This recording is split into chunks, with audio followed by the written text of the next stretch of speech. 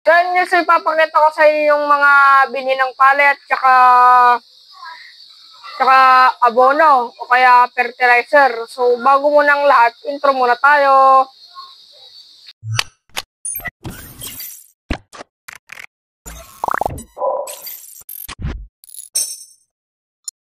So, ipapakita ko sa inyo yung binhi, abono.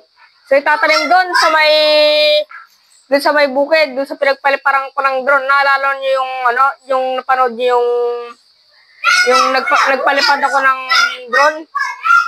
So, ito yun, guys. So, yan yun, no.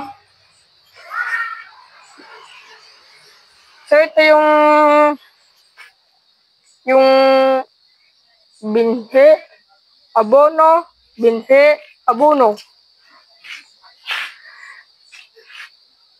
So, yan ang itatanim doon sa may, doon sa bintigan. Doon sa pinagpaliparan ko ng drone. At saka doon sa pangalawa. Parang pinagpaliparan. Yung mga yan, guys.